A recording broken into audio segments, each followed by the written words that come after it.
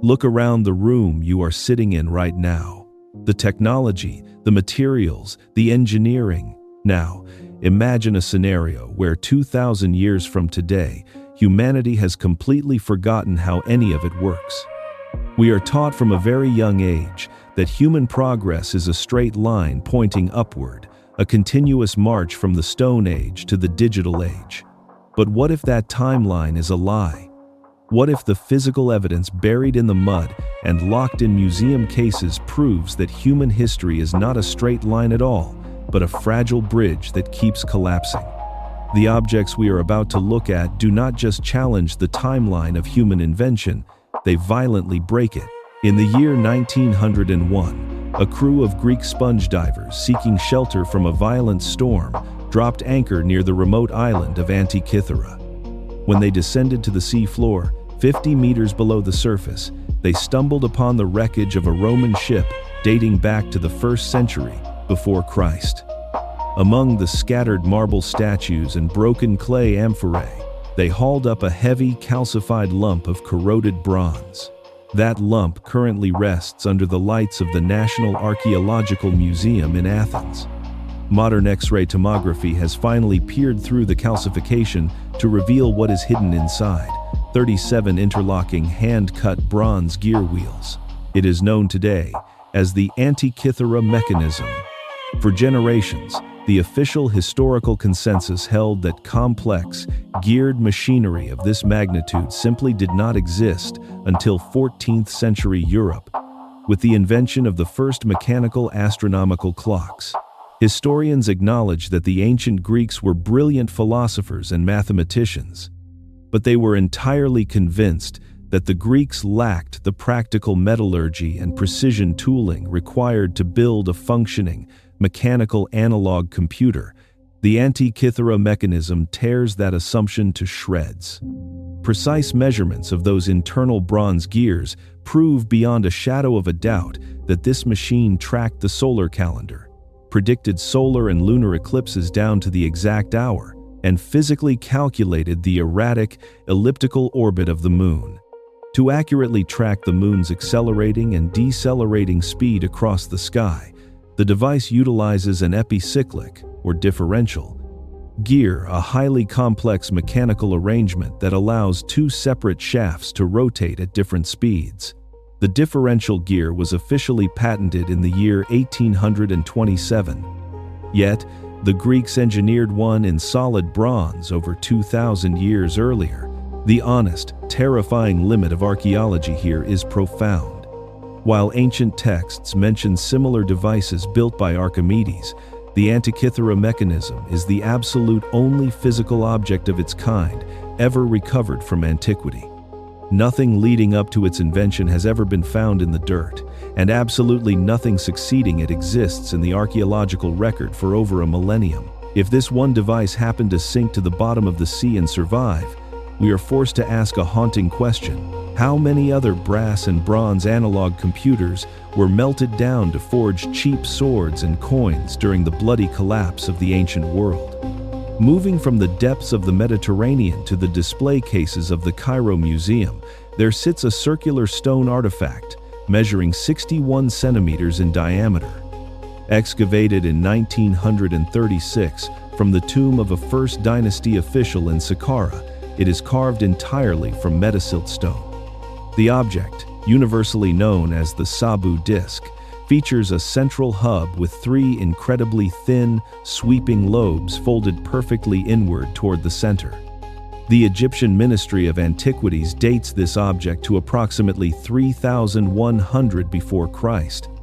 The standard, comfortable archaeological explanation labels the Sabu disc as a ritualistic vase, or perhaps an elaborate incense holder designed to visually resemble a lotus flower. This theory assumes the object was crafted using only the tools available during the First Dynasty: blunt copper chisels, heavy stone hammers, and basic sand abrasion. But the physical properties of the object aggressively challenge this simplistic explanation. Metasiltstone is an extraordinarily brittle, flaky rock that has a severe tendency to delaminate. It shatters incredibly easily along its structural grain. to carve 3 perfectly symmetrical, paper-thin, aerodynamic blades into this highly specific stone using blunt force and soft copper is the mechanical equivalent of trying to carve a delicate snowflake out of a pane of glass using a heavy wrench. Modern aerospace engineers who have examined the geometry of the Sabu disk note that it looks mathematically identical to a centrifugal pump impeller. When 3-dimensional printed replicas of the disk are attached to a central shaft and spun at high speeds underwater, they function flawlessly, generating a powerful, highly stabilized vortex. To this day, no modern sculptor has successfully reproduced the Sabu disk from a solid block of metasiltstone using exclusively First Dynasty copper and stone tools without fracturing the delicate lobes. Inside a protected, climate-controlled case at the British Museum sits an ornate glass goblet manufactured in Rome during the 4th century Anno Domini. When it is lit from the front, the glass of the Lycurgus cup appears as a thick, opaque jade green. But the moment a light source is placed inside the cup, shining outward through the glass, the material physically alters the actual wavelength of the light. The cup instantly shifts to a vibrant, glowing, translucent ruby red.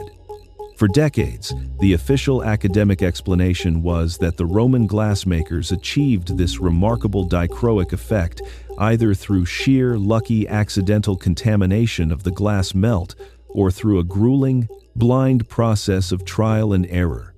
But when fragments of similar Roman glass were finally examined under a scanning electron microscope by the British Museum Research Laboratory in the 1990s, the physical reality completely shattered the accidental theory.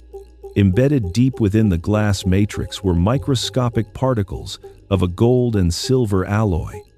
These metallic particles were intentionally milled down to a size of exactly 50 nanometers. To put that in perspective, 50 nanometers is approximately 1,000 times smaller than a single grain of table salt. Furthermore, the Romans did not simply crush gold and silver blindly into a powder. The particles were measured and alloyed into an exact, uncompromising ratio, 7 parts silver to 3 parts gold.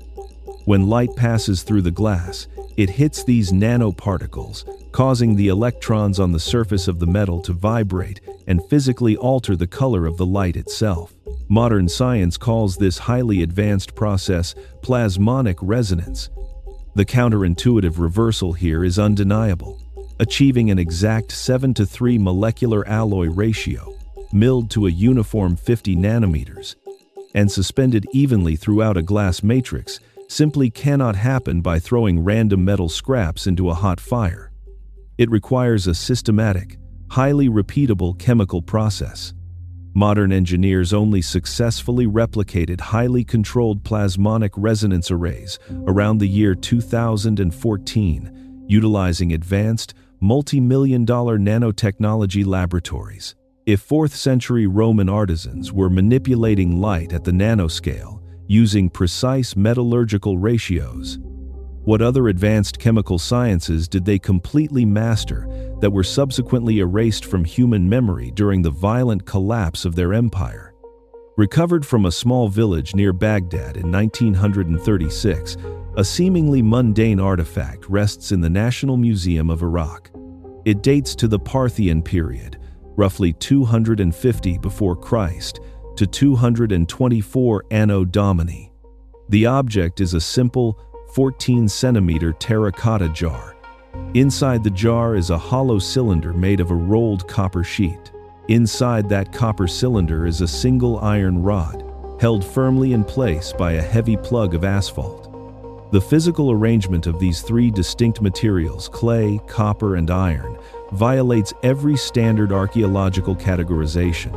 The mainstream explanation often dismissively classifies these jars as common vessels used for storing sacred scrolls, which have long since rotted away into dust.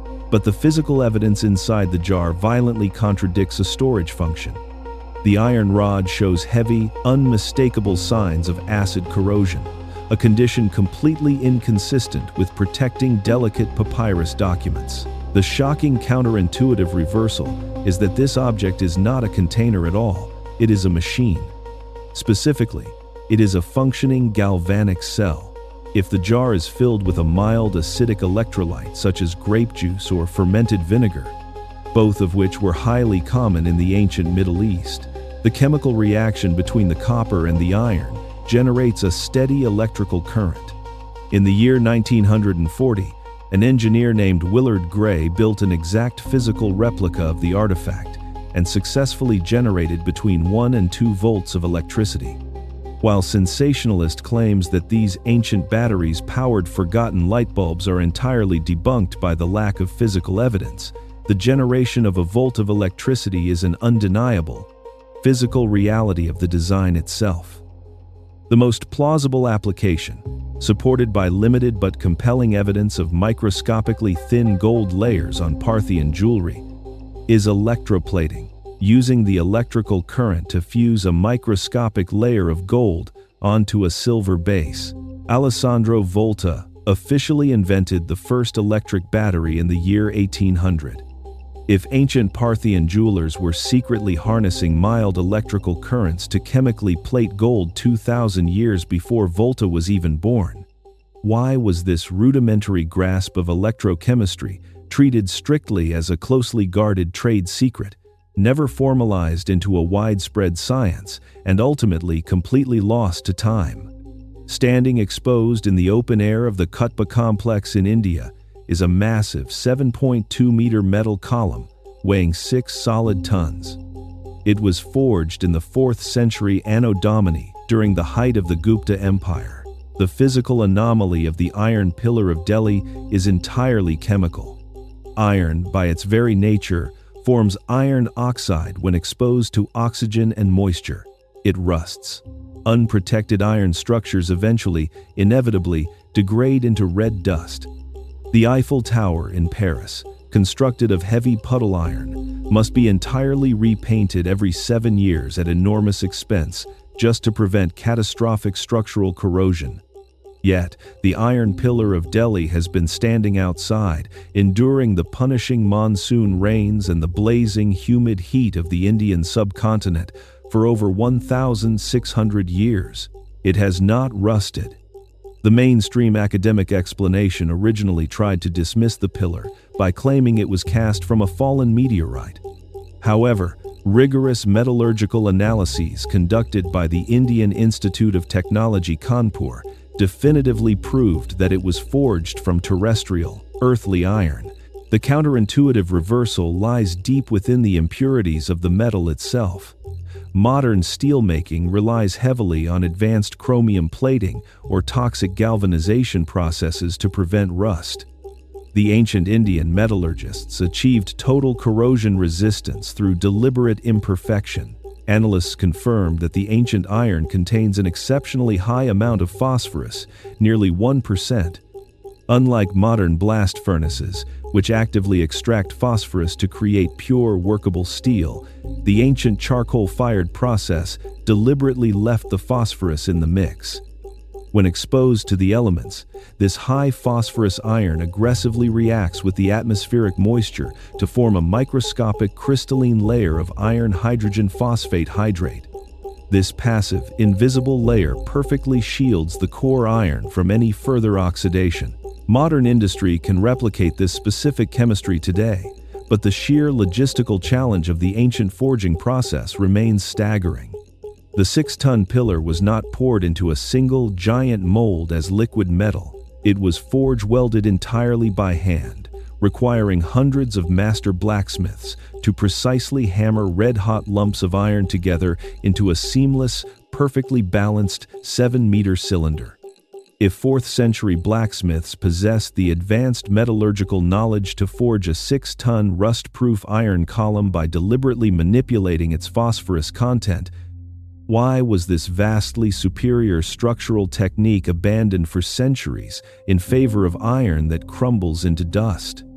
Deep within the dense, unforgiving jungles of the Diques Delta in Costa Rica, over 300 perfectly shaped stone spheres have been recovered since the 1930s.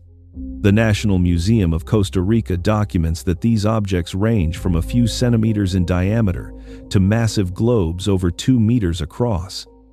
The largest of these solid granodiorite spheres weigh up to 15 tons. The standard archaeological narrative suggests they were created by the indigenous Dikis culture between the years 500 and 1500 Anno Domini.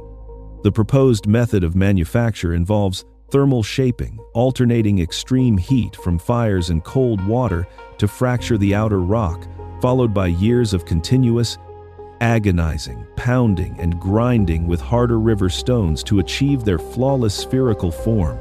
But the physical evidence on the ground pushes this comfortable explanation to the absolute extreme.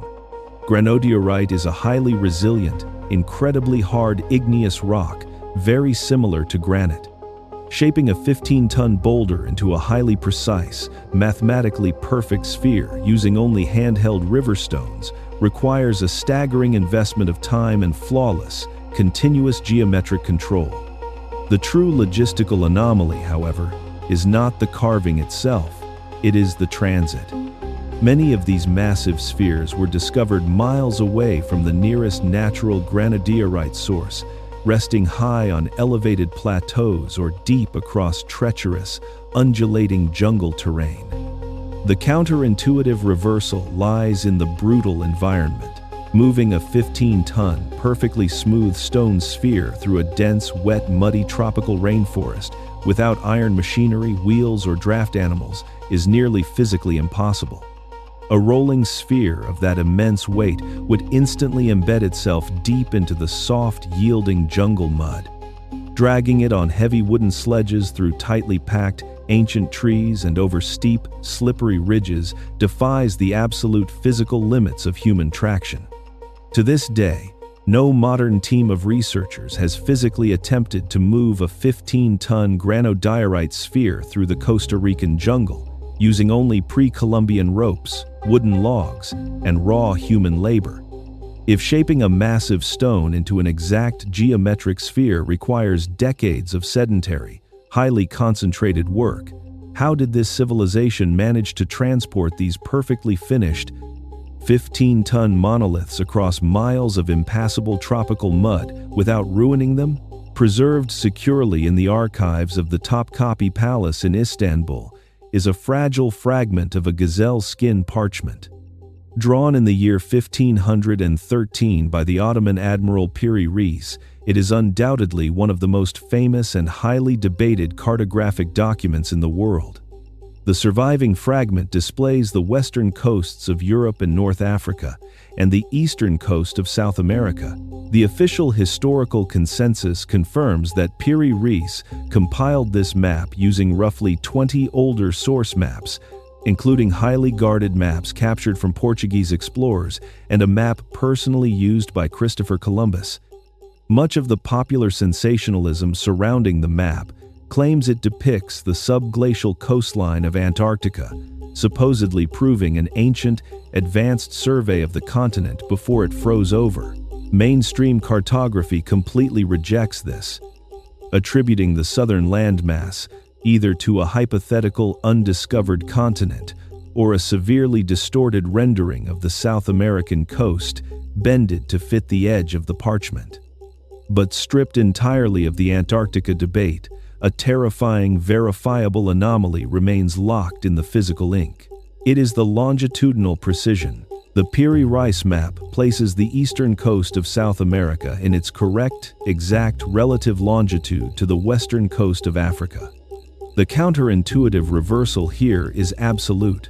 In 1513, European and Ottoman navigators could easily calculate latitude by observing the angle of the sun and the stars. But longitude, measuring east to west across open, featureless ocean, was mathematically impossible to calculate accurately without an exact, highly reliable timekeeping device. Marine chronometers, the mechanical clocks which finally solved the longitude problem, were not successfully invented until the year 1761, nearly 250 years after Piri Reis inked his map. Christopher Columbus's own navigation was famously flawed, precisely due to his utter inability to measure longitude, resulting in massive, dangerous longitudinal errors on all contemporary European maps of the era. If the technology to accurately measure longitudinal distance across the Atlantic Ocean did not exist in the 16th century, what unknown, ancient source maps did Piri Reis copy from that possessed a mathematical projection 2.5 centuries ahead of its time? Scattered across local museums in Europe are roughly 100 identical, highly peculiar objects dating from the 2nd to the 4th centuries Anno Domini. They are known as Roman dodecahedrons. Typically cast in solid bronze, though occasionally carved in stone, the object is a hollow, 12-sided geometric shape. Each of the 12 flat pentagonal faces features a circular hole in the center, and the exterior corners are punctuated by small ball-shaped knobs. They have been dug up everywhere from Wales to Hungary, almost exclusively in the northern, colder provinces of the Roman Empire. The physical anomaly here is an absolute, deafening vacuum of historical context. Despite the Romans being obsessive, meticulous record keepers who documented their engineering, their religious rites, their military tactics, and their daily life in excruciating detail, there is not a single mention of a dodecahedron in any surviving Roman text anywhere in the world. The mainstream theories are entirely fractured. Some archaeologists propose they were complex surveying instruments used by the military for measuring distance. Others suggest they were religious artifacts, ornate candle holders, or fortune-telling devices used by pagan cults. The most recent highly popular internet theory posits they were used as practical tools to knit winter gloves. But the physical evidence aggressively resists every single one of these explanations. If they were surveying instruments, they should be found universally across the entire empire, not just in the north, and their hole sizes should be strictly standardized for mathematical consistency. They are not. If they were candle holders, they should consistently show chemical wax residue. They do not. If they were practical knitting tools, the bronze holes should show microscopic wear patterns from the friction of the yarn. They do not. The counterintuitive reversal is that an empire capable of designing the Pantheon and standardizing massive stone aqueducts spanning entire countries mass-produced a highly complex geometric object for 200 years without leaving a single clue as to what it actually did. No modern replica has provided a definitive, universally applicable function that accounts for the wildly varying hole sizes, the specific geographic distribution, and the total lack of physical wear and tear. If the function of a mass-produced, highly engineered bronze object can be completely forgotten in less than 2 millennia, how much of our own daily technological reality will become utterly incomprehensible to the archaeologists of the deep future? Unearthed by illegal treasure hunters in 1999 near Nebra, Germany, the Nebra sky disk is a heavy bronze plate inlaid with glowing gold symbols. The State Museum of Prehistory in Halle, which now safeguards the object, confirmed its age through rigorous radiocarbon dating of birch bark fragments found attached to the bronze swords it was buried alongside. It dates to roughly 1600 before Christ, placing it squarely in the European Bronze Age. The physical object is relatively simple at first glance. A 30-centimeter bronze disc featuring gold appliques representing the Sun, a crescent moon, and the Pleiades star cluster. The physical anomaly lies entirely in the advanced mathematics it encodes. Before the disc was scientifically analyzed, the mainstream historical consensus held that Bronze Age Northern Europeans were primitive agriculturalists, possessing absolutely no sophisticated understanding of astronomy or complex mathematics. Advanced astronomical calculation was believed to be the exclusive domain of the Babylonians and the Egyptians. The counterintuitive reversal is the disk's true function. It is not merely a piece of decorative religious art. It is a highly complex astronomical calculator used to perfectly synchronize the solar and lunar calendars. Because a lunar year is significantly shorter than a solar year, agricultural societies quickly lose track of the seasons if they do not correct the drift. The Nebra sky disk contains specific, mathematically precise gold arcs on its edges that measure the exact angle between the solstices at the highly specific latitude of central Germany. When the Pleiades star cluster appeared next to the new moon in the exact alignment depicted on the bronze disk, it signaled to the user that a leap month needed to be inserted into the calendar to keep the lunar and solar years aligned. No other object encoding this staggering level of complex astronomical synchronization has ever been found in Bronze Age Europe.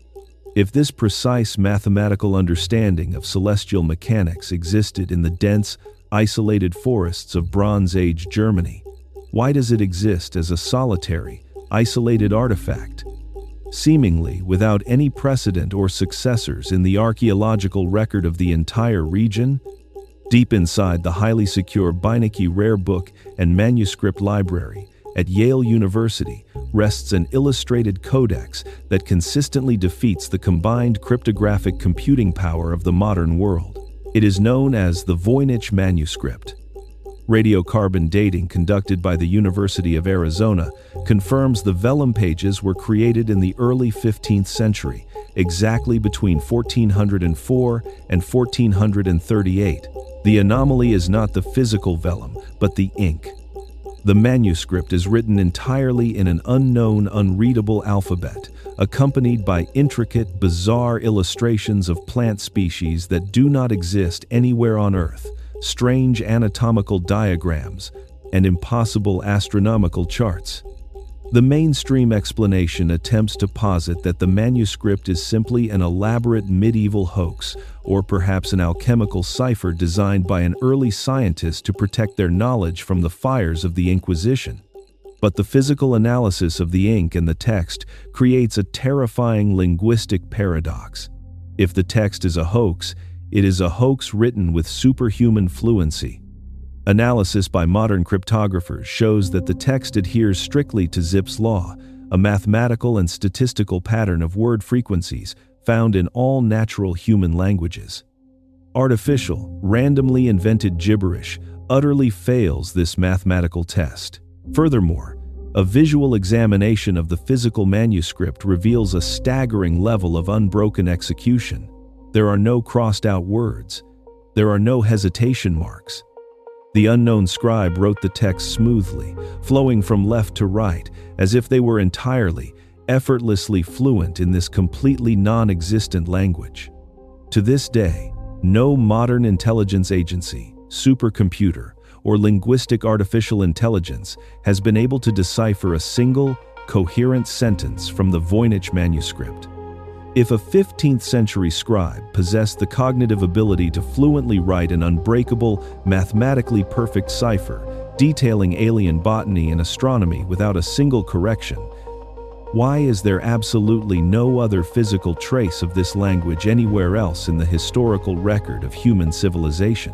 We now know that the physical record of humanity contains objects of a mathematical, chemical, and logistical complexity that push the assumed capabilities of their respective eras to the absolute breaking point. We do not yet have verified mechanical models that can physically reproduce the differential gearing of the Antikythera mechanism in bronze, the precise nanotech alloy of the Lycurgus cup, or the unreadable mathematical linguistics of the Voynich manuscript.